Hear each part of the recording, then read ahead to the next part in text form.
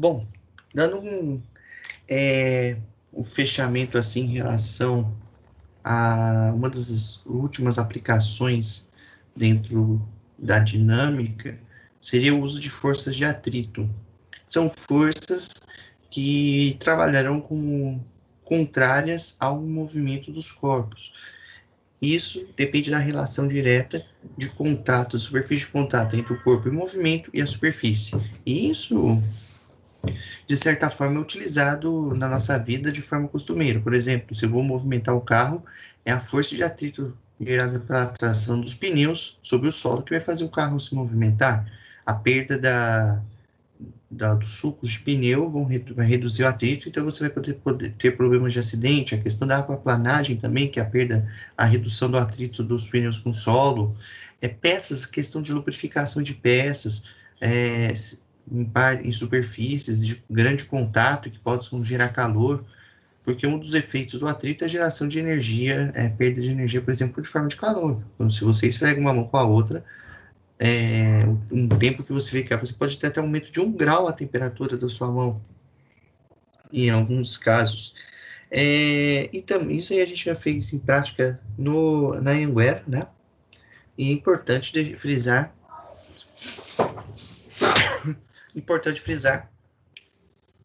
que isso faz diferença com uma aplicação prática.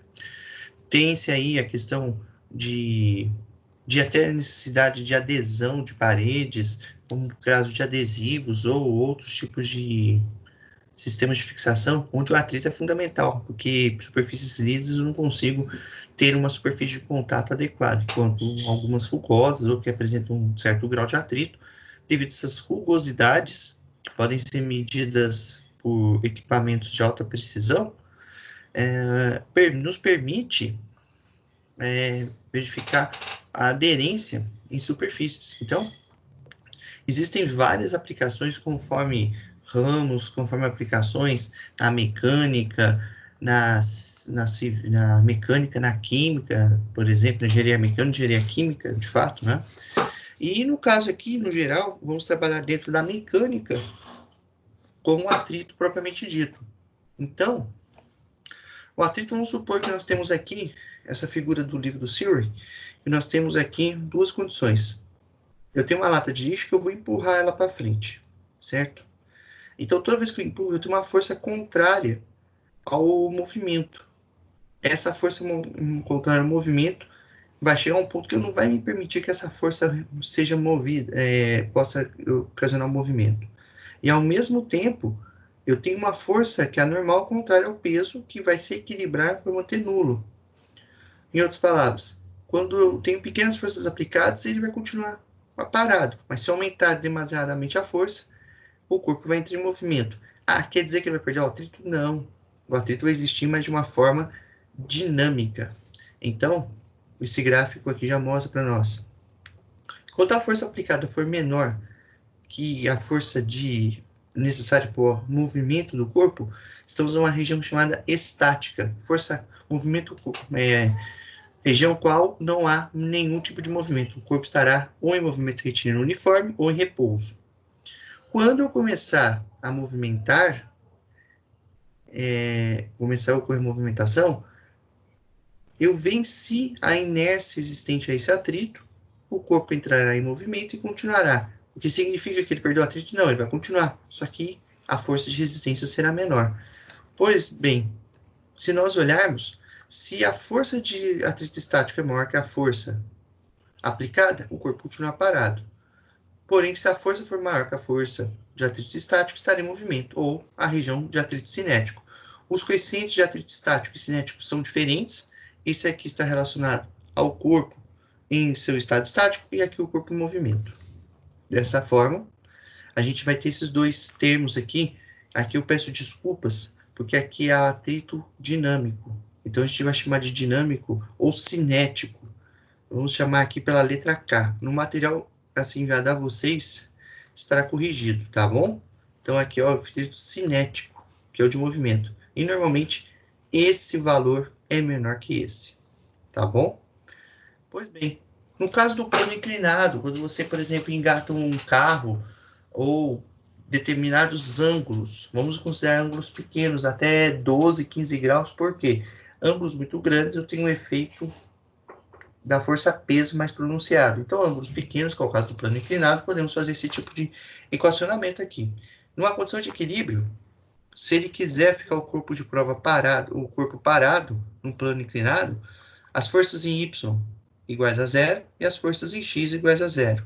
Então, é normal menos mg cosseno θ, que é o peso do ângulo do cosseno θ, como nós explicamos o plano inclinado na semana passada, é normal igual a mg cosseno θ. Em x, para ser em equilíbrio, mg seno θ, componente de peso com seno de θ, menos a força de atrito, que é contrário ao movimento, igual a zero. Igualando-se as duas, fazendo-se um arranjo, teremos duas incógnitas. Perceba que a normal aqui aparece nas duas. Então, se eu substituir a normal por mg cosseno θ, que foi feito aqui, igualaremos as expressões. Posso fazer um arranjo aqui matemático, que significa dizer que o ângulo de contato, o ângulo independe, e o coeficiente de atrito depende da massa e da massa do peso de cada corpo. Passo a dividir o cosseno para cá, então vai ficar seno de θ cosseno de θ. Então, o coeficiente de atrito estático é igual a tangente do ângulo de inclinação. Considerando que ângulos muito altos se torna inválido, porque dependendo do ângulo, o corpo já entrará em movimento de inércia. Em ângulos baixos, dependendo da superfície, 10, 15 graus, ele não entrará em movimento. E aí, vamos deixar aqui alguns exercícios de forma detalhada para vocês poderem entender a influência da força de atrito. Vamos começar fazendo o 7, o 10, o 14 e o 13. Só alteramos a sequência para ficar de forma didática a relação direta que vocês possuem com a experiência de utilizar o coeficiente de atrito. Então, o primeiro exercício, eu fiz o equacionamento aqui, o corpo é pendurado e conectado por uma corda leve, inexistente, que passa sobre uma polia leve sem atrito. Há um bloco de 5 kg que desliza sobre uma mesa plana. Então, aqui, 5 kg, 9 kg. Considerando o coeficiente de atrito cinético como 0,2 e encontre a tensão na corda. Eu deixei aqui um equacionamento, mas vamos explicar usando a figura para vocês aqui. Então, é a ampliação daquela. Quando esse corpo descer, como M2 é maior que M1, então eu vou ter aqui o peso 2 e a tração na corda. Como P2 é maior que P1, então esse é o movimento de descida. Até mesmo o problema disso. Um corpo de 9 kg é pendurado é conectado com uma corda leve inextensível que passa sobre uma polia leve, sem atrito. E o peso 1 eu vou ter o quê? Para esse corpo descer, essa tração que está aqui na corda é influenciada aqui. Então, aqui eu tenho tração. Só que quando ele anda, como eu tenho uma força de atrito, a força de atrito se encontra aqui, contrária ao movimento. Força de atrito. Desta forma, para o corpo 1, tração menos força de atrito, massa vezes aceleração. Para o corpo 2, o peso 2 menos a tração, M2 vezes A. Soma de todas as forças sobre o corpo é igual a massa vezes a aceleração, ou seja, a força resultante. Então, se eu somar essas duas equações, vamos chegar nesta expressão aqui, onde eu posso subtrair, fazer a diferença de T menos T, ficando só dependente do peso 2 da força de atrito. M1 vezes A mais M2 vezes A. Então, eu posso colocar a aceleração em evidência. A força de atrito é μ vezes a normal do corpo 1, ou μ vezes M1G, tá? E resolvendo aqui, substituindo todos os valores, 9 vezes 10, que é a gravidade, que é o peso 2, menos 0,1 coeficiente de atrito vezes 5, o peso da massa 1 vezes 10, igual a 5 mais 9, que são 14. Então, aqui ficou uma expressão 90 menos 5, 85, 14. Passando, dividindo para aqui o 85, aceleração de 5 metros por segundo ao quadrado. Agora, sabendo a tração do corpo, da tensão da corda, é simplesmente pegar o M1 e M2 e utilizar. Vamos pegar aqui M2. Peso 2 menos tração, M2 vezes A. Por quê? A M1, como tem a força de atrito, pode ser utilizada como uma prova de 10 também. O resultado será o mesmo. Eu peguei a M2 porque é a mais simples que nós tínhamos. Porque eu vou precisar massa vezes a gravidade menos a tração igual a massa do corpo 2 vezes a aceleração. 90, que foi o resultado aqui. E aqui deu 63 com 45, 51,3. Portanto, esse valor passará para o outro lado da igualdade e a tração que é negativa passará para cá positiva. Vamos achar 38,7 newton. É o mesmo resultado se eu usar a equação com M1. Só foi por uma questão mais simples de observação dos dados. A questão 10. Uma mulher em um aeroporto puxa uma mala de 20 kg a uma velocidade constante, segurando uma alça ao ângulo θ, acima da horizontal. Ela puxa a alça com uma força de 35 newtons e a força de atrito sobre a mala é 20 newtons. Desenhe um diagrama de corpo livre da mala. E qual ângulo a alça forma uma com a horizontal? E qual é o modo da força normal que exerce no chão da mala? Bom, eu fiz aqui uma ampliação. Então, eu vou ter aqui essa força, só alterando a cor, né? Eu vou ter essa componente aqui, terei essa componente aqui. Pois bem, eu vou ter o peso da mala, anormal,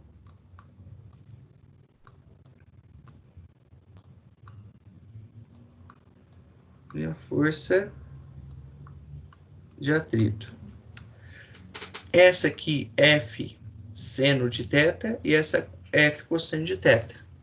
Então, forças em Y iguais a zero, vão estar em equilíbrios que eu não vou deixar que a mala saia. 35 seno de θ mais normal menos o peso igual a zero. E F de X é 35 cosseno de θ menos a força de atrito igual a massa da mala vezes a aceleração.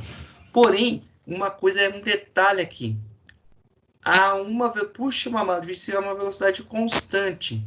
Então, velocidade constante, aceleração é zero, velocidade igual a zero.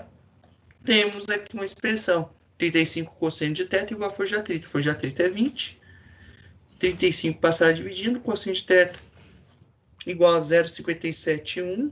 O arco cosseno, ou cosseno a menos 1 da calculadora de vocês, 55,2. Esse valor eu posso jogar na expressão em y e eu acharei 171,2 newton. Perceba que só dessa força da componente vertical, desculpa, da força aplicada no ângulo θ, eu tenho uma redução da força normal. Porém, se eu somar essa força normal com a componente y da força, ela deverá ser igual a 200 newton para um equilíbrio de forças no eixo y. No 14, nós vamos fazer o seguinte: são 3 corpos que estão conectados sobre uma mesa, como mostrado na figura 5.14. O coeficiente de atrito cinético entre o bloco e a massa, M2, é 0,35. Os corpos têm massa M1, 4 kg, M2, 1 kg e M3, 2 kg. As polias giram sem atrito. Desenhe o diagrama de corpo livre da massa de cada corpo e determine a aceleração de cada corpo, incluindo a sua direção. Se o tampo da mesa, e determine a tensão dos dois cabos, se o tampo da mesa fosse liso, as reações aumentariam, diminuiriam ou permaneceriam as mesmas, ou seja, as tensões. Explique. Então, fazendo o diagrama de corpo livre, como M1 é o maior de todos, então eu vou ter aqui P1. Como as tensões são N1 é ligado a M2, M2 é igual a M3, então aqui eu vou ter T1. Desse lado, eu tenho P3. E aqui, como é uma outra corda ligada entre 3 e 2, eu vou chamar de T2. Percebo que M1 puxará, até vou mudar a cor aqui, puxará os corpos nesse sentido. Porém, vamos fazer agora aqui. Vamos fazer aqui de amarelo. Amarelo não, porque amarelo. Vamos fazer de uma cor mais escura. O seguinte, para M2, eu vou ter a tração T1, tração T2, e quando ele se arrasta, nesse sentido, a força de atrito vai estar aqui já agindo.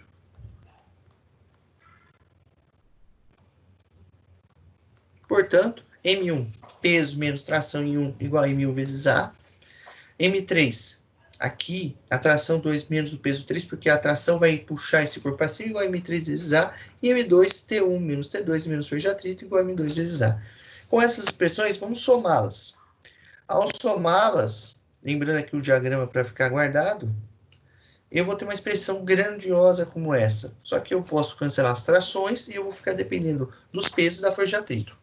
Igual a soma das massas dos três corpos vezes a mesma aceleração que a lhes é aplicada.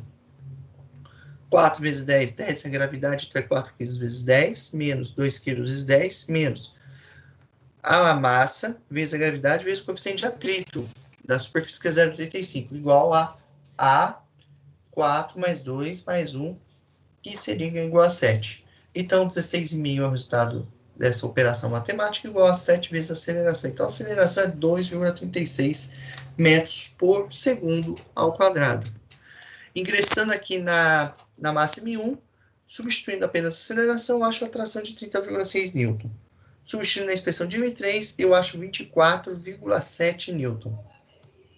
Agora, se nós considerarmos um corpo sem atrito, um corpo liso, então aqui é zero. Então, 2 vezes 10, 20, menos 20, 20. Dividido por A pela massa, 20 igual a 7A, 2,85 metros por segundo ao quadrado. O que significaria uma redução da tensão, porque o próprio peso do corpo será da tensão do cabo 1, e o aumento da tensão do cabo 2, devido que ele terá que subir para vencer a inércia. E eu tenho um corpo sendo M2 menor que o T1. Porém, o que sustenta esse cabo T2, esse corpo M2, é a tensão do cabo 1. Uma sugestão é que se pense o seguinte: bom, se eu não tenho atrito, ele vai avançar da esquerda para a direita sem fazer conta alguma. Então, eu vou precisar de uma tensão um pouco menor para tirar o corpo M2 da inércia.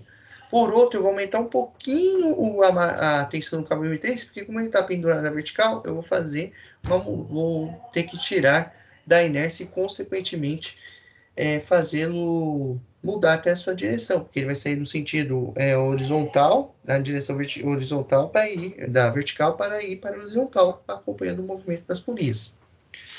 Por fim,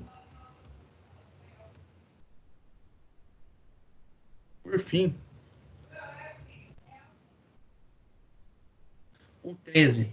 O 13 são dois blocos conectados por uma corda de massa desprezível e arrastados por uma força horizontal, supondo que esse valor seja de 68 N para a força.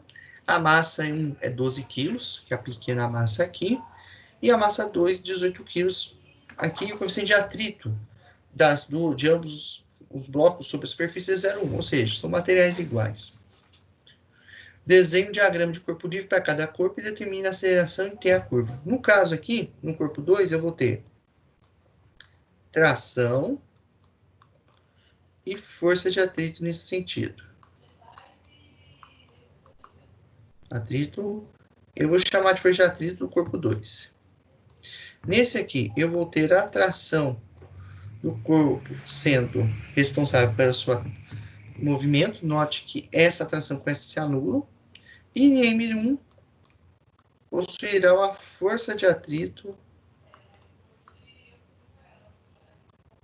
1. Fazendo seu equacionamento. Na massa 1, tração menos força de atrito, de um corpo 1, igual a M1 vezes A. Na massa 2, força F menos força de atrito 2 menos a tração, igual a M2 vezes A.